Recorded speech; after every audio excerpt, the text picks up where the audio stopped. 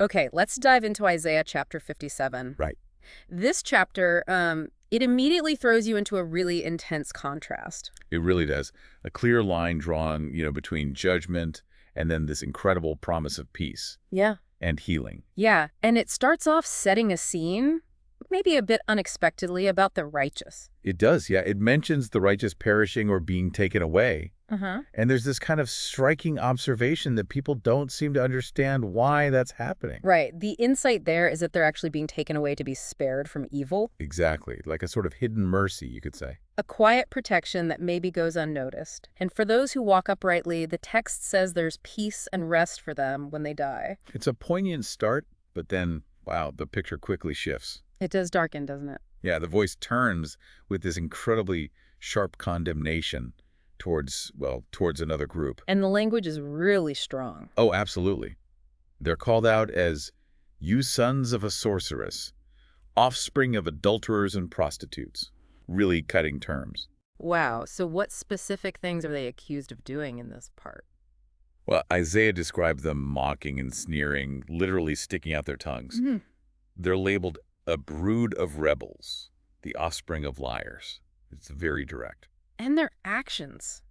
The descriptions are so vivid, almost unsettling, Definitely. It mentions burning with lust among the oaks and under every spreading tree.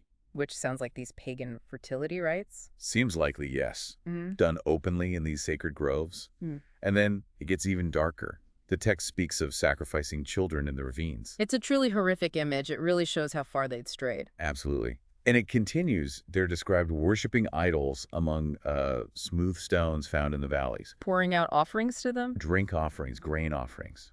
Devoting themselves to rocks. And it wasn't just out in the open, was it? No, that's a key point. Mm-hmm. They made their beds, it says, on high hills for sacrifices, but also put pagan symbols right behind their own doors, at home. So bringing it right into their daily lives. The core issue being, They forsook God. Plain and simple. made pacts with others instead, looking for help elsewhere. Mm-hmm. The text even mentions them going to Molech with offerings, like olive oil and perfumes. And Molech. That name is often linked with truly terrible practices, right? Including child sacrifice. It is, yeah, which echoes that earlier awful description of the ravines.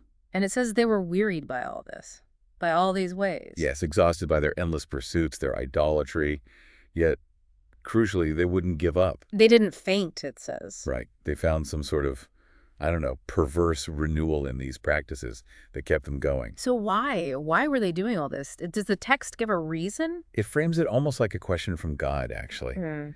Whom have you so dreaded and feared that you have been false to me, Mm. and have neither remembered me nor pondered this in your hearts?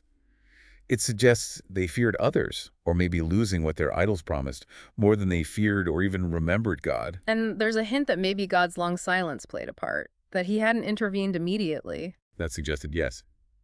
As if his silence made them think he didn't matter or wasn't watching. Okay, so faced with this really stark picture, rebellion, idolatry, exhaustion, and sin, what's God's response according to the chapter? Well, it's very clear. He says he will expose their self-righteousness and their works. They won't benefit them. And their idols, the things they relied on. Utterly useless.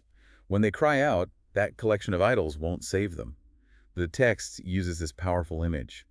The wind will just carry them all off. Wow, like chaff, an image of complete emptiness. Exactly, total futility. But then, immediately there's a contrast. Right, with the person who makes God their refuge. Yes, that person will inherit the land, possess the holy mountain. There's a secure future offered there. And this is where the chapter really pivots back towards hope, isn't it? God describes himself. He does, as the high and lofty one, living forever, whose name is holy, immense transcendence. But then, almost in the same breath, He adds that he also lives with the one who is contrite and lowly in spirit. that's such a profound statement, isn't it? This infinitely holy God choosing to dwell with the humble, the brokenhearted. Those who admit their need, essentially.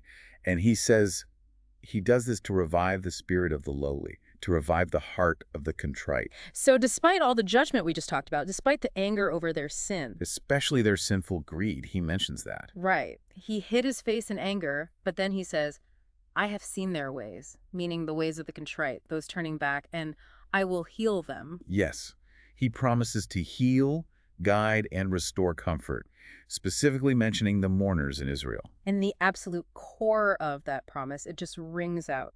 Peace, peace to those far and near. A double portion of peace, says the Lord, and I will heal them. It's emphatic. Which brings us right back to that tension we started with, this incredible offer of peace, of healing for the contrite. Contrasted sharply with the wicked, they're described like the tossing sea, restless. Can't rest, just casting up mire and mud, constant turmoil. And for them, the chapter ends with this blunt statement from God: there is no peace.